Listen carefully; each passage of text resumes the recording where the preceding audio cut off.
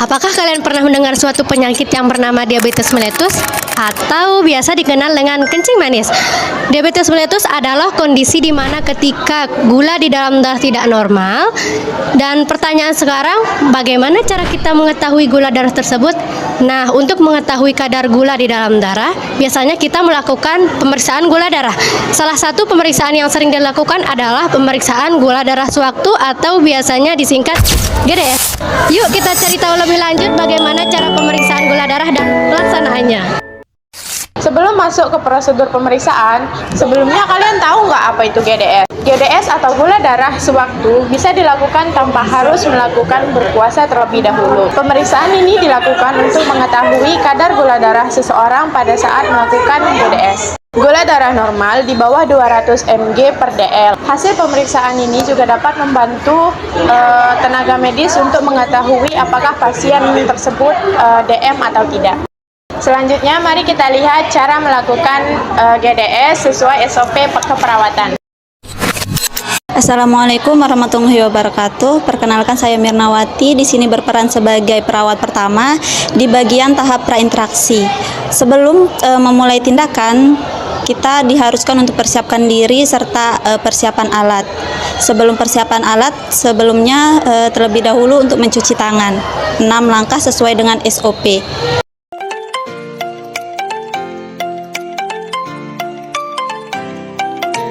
Selanjutnya kita akan mempersiapkan alat. Di sini alat-alatnya ada glukometer, ada strip, ada lancet pen, ada alcohol swab, isian lancet dan handscoon, bengkok, dan terakhir ada tisu.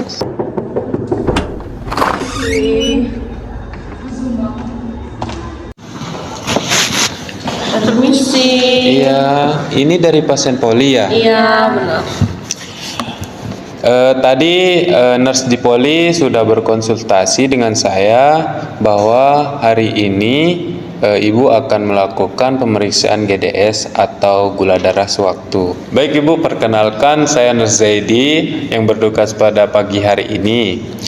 Di sini saya mau melakukan pemeriksaan gula darah sewaktu atau disebut GDS, yang tujuannya untuk mengetahui kadar gula darah Ibu atau jumlah gula darah Ibu.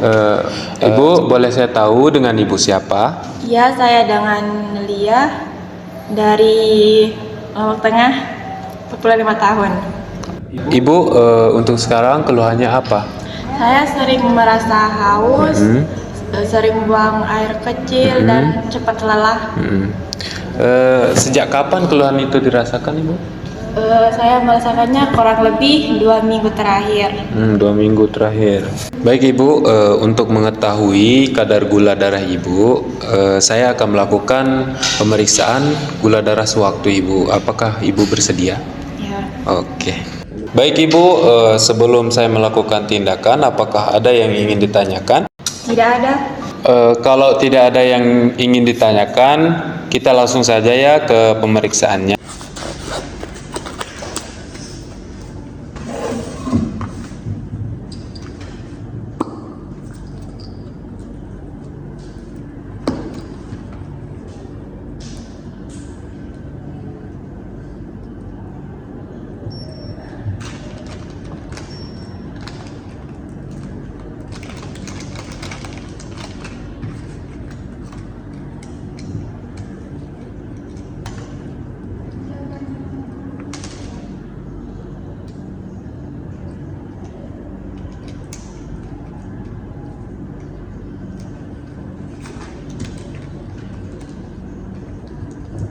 Baik Ibu, tindakannya saya mulai ya. Permisi Bu ya, saya akan tusuk jarinya. Mungkin ini agak sakit Ibu ya. Ibu tarik napasnya Ibu, rileks ya Ibu.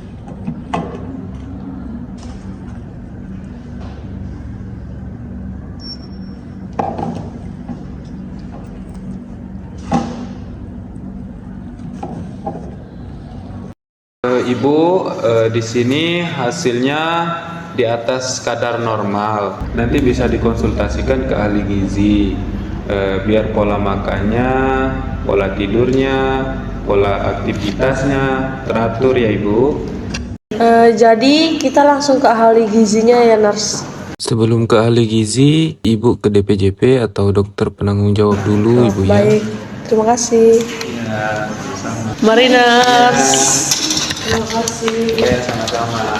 Selamat pagi Bu Lia. Di sini setelah saya melihat hasil pemeriksaan gula darah Ibu, di situ ditunjukkan di angka 250 dan itu cukup tinggi ya Ibu. Dari keluhan yang Ibu rasakan dan hasil pemeriksaan, gula darah Ibu tuh tinggi, bisa ngarah ke diabetes mellitus. Untuk membantu kontrol gula darah, saya akan memberikan obat sesuai kondisi Ibu. Selain minum obat secara teratur, Ibu juga perlu menjaga pola makan, pola olahraga, dan pola tidurnya ya. Selanjutnya saya akan rujuk Ibu ke ahli gizi untuk mengatur pola makan dan pola tidur. Baik Ibu, itu aja. Terima kasih. Terima kasih. Kemudian pasien diedukasi oleh ahli gizi. Permisi Ibu, perkenalkan saya ahli gizi.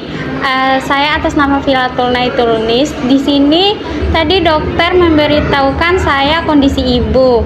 Saya akan membantu mengatur pola makan agar gula darah Ibu lebih terkontrol. Prinsipnya adalah makan teratur, porsi seimbang, dan membatasi makanan atau minuman yang tinggi gula. Makanan yang dianjurkan, nasi secukupnya atau bisa diganti beras merah. Sama oatmeal, sayuran hijau seperti bayam, brokoli, buncis, sawi, dan wortel. Ikan, ayam tanpa kulit, telur, dan tahu dan tempe. Air putih yang cukup ya Ibu ya. Buah yang boleh dikonsumsi dalam porsi sedang seperti apel, pir, jeruk, jambu biji, stroberi, kiwi, dan alpukat tanpa gula. Buah yang sebaiknya dibatasi atau tidak dianjurkan terlalu sering seperti kelengkeng, durian, anggur, mangga matang, sawo, nangka, rambutan, buah kalengan atau buah yang diberi sirup. Baik Ibu, mungkin itu saja yang saya edukasi. Nanti akan dilanjutkan oleh rekan saya untuk mengedukasi aktivitas fisik Ibu. Baik, terima kasih. Sama-sama Ibu. Selain menjaga pola makan, aktivitas fisik juga membantu mengurangi kadar gula darah. Ketika tubuh bergerak, otot akan menggunakan glukosa sebagai sumber energi sehingga kadar gula dalam darah dapat terkontrol. Tidak harus olahraga berat, aktivitas sederhana seperti berjalan kaki selama 30 menit setiap hari sudah memberikan manfaat yang baik bagi penderita diabetes. Selain itu, berjalan kaki pasien juga dapat melakukan senam diabetes dan bersepeda santai, jogging ringan sesuai kemampuan, atau bahkan aktivitas rumah tangga seperti menyapu dan berkebun.